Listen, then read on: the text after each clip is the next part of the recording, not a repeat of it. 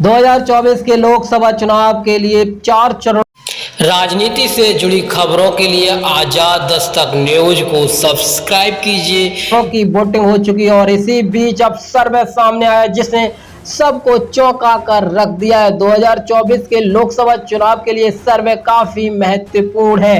ये रिजल्ट नहीं है, लेकिन इस सर्वे ने भारतीय जनता पार्टी से लेकर के इंडिया गठबंधन और बड़े बड़े मीडिया संस्थानों को भी चौंका कर रख दिया है। चलिए दोस्तों, हम बताते हैं जिला स्तर पर की और राज्य स्तर पर कौन कितनी सीटें जीतने वाला है। जी हाँ, क्या प्रधानमंत्री नरेंद्र मोदी कर रहे हैं वापसी या फिर बन रही है इंडिया गठबंधन की सरकार। 2024 में कौन है किस पर भारी, चलिए विस्तार से बात करेंगे और सीट बाय सीट आपको विश्लेषण बताएंगे। उत्तर प्रदेश में 80 सीटें हैं और यहाँ पर इंडिया गठबंधन को 28 और बीजेपी को 50 मिलती दिख रही है। भाई अदर को 2 सीटें भी मिलती दिख रही हैं। यहाँ पर इंडिया गठबंधन को भी काफी बढ़त मिल रही है, लेकिन पिछली बार बीजेपी ने काफी अच्छा किया था, इस बार नहीं कर पाई। और बात करते हैं महाराष्ट्र की। महाराष्ट्र में 48 सीटें हैं और यहाँ पर बीजेपी को 15, इंडिया को 31 और अदर को 2 मिलती दिख रही हैं। यहाँ पर भी बीजेपी को बड़ा नुकसान हो रहा है।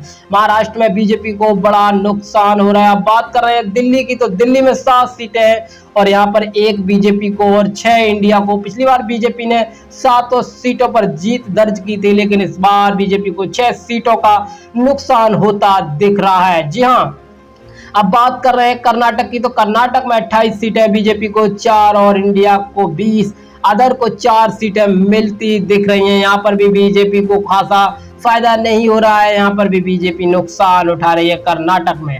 अब बात करते हैं पश्चिम बंगाल की, तो पश्चिम बंगाल में 42 सीटें हैं और यहाँ पर 1 बीजेपी को, 41 इंडिया को और अदर को 0। यहाँ पर अदर का खाता भी नहीं खुल रहा है, लेकिन यहाँ पर बीजेपी को भी नुकसान हो रहा है। बीजेपी के मुताबिक रिजल्ट नहीं आ रहे हैं। बात करते हैं हिमाचल की, तो हिमाचल में बीजेपी ने पिछली बार 4 सीटों पर जीत दर्ज की थी, लेकिन इस बार 1 सीट मिल रही है और 3 सीटों पर इंडिया गठबंधन की जीत होती दिख रही है।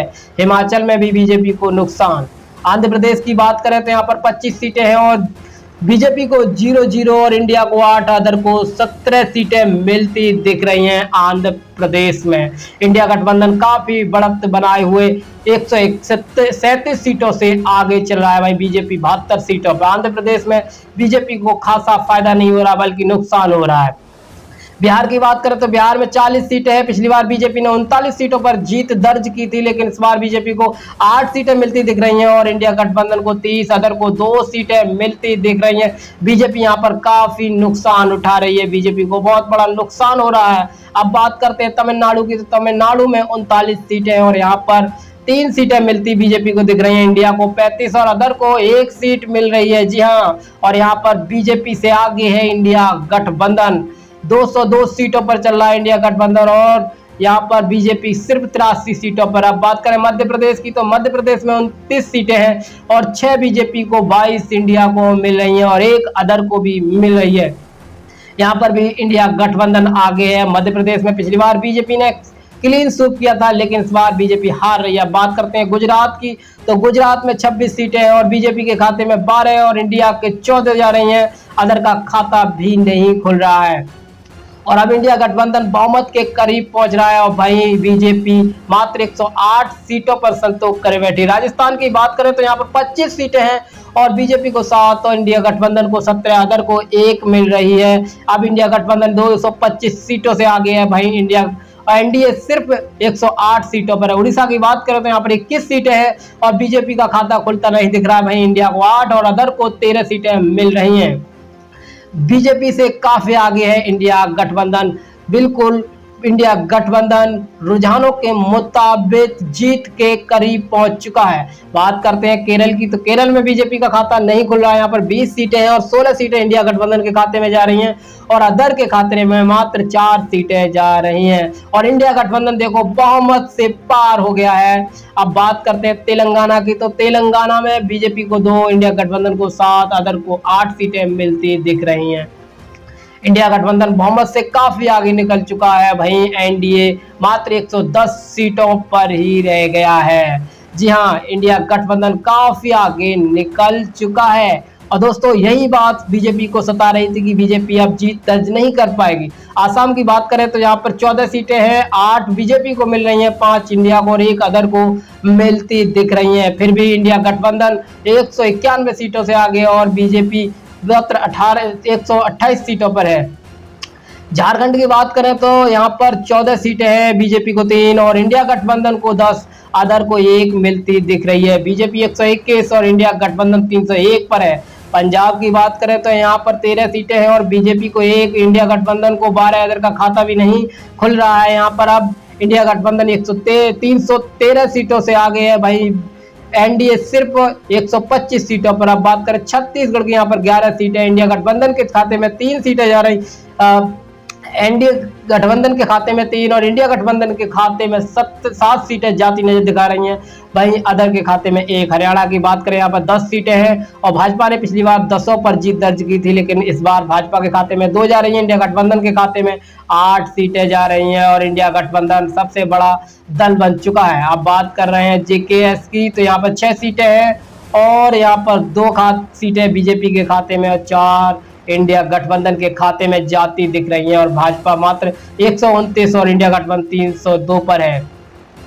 अब बात कर रहे हैं उत्तराखंड की, तो यहाँ पर 2 सीटें बीजेपी के खाते में और 3 सीटें इंडिया गठबंधन के खाते में। बीजेपी ने पिछली बार 5 सीटों पर जीत दर्ज की थी। अरुणाचल प्रदेश में 2 सीटें हैं, 1 बीजेपी को और 1 इंडिया गठबंधन को जा रही है, अदर का खाता भी नहीं खुल रहा है। यहाँ पर काफी दिलचस्प लड़ाई रही है और यहाँ पर इंडिया गठबंधन। बात कर रहे हैं त्रिपुरा की, तो त्रिपुरा में भी 2 सीटें हैं और 1 बीजेपी के खाते में और 1 इंडिया गठबंधन के खाते में, अदर का खाता नहीं खुल रहा है और इंडिया गठबंधन 337 पर और बीजेपी 133 पर।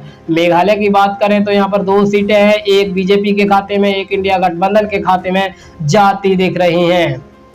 अब मेघालय में 2 सीटों पर पहले बीजेपी ने जीत दर्ज की थी, लेकिन इस बार 1-1 हो रही है दोनों के खाते में। सिक्किम की बात करें तो यहाँ पर 1 सीट है और वो भी इंडिया गठबंधन के खाते में जाती दिख रही है।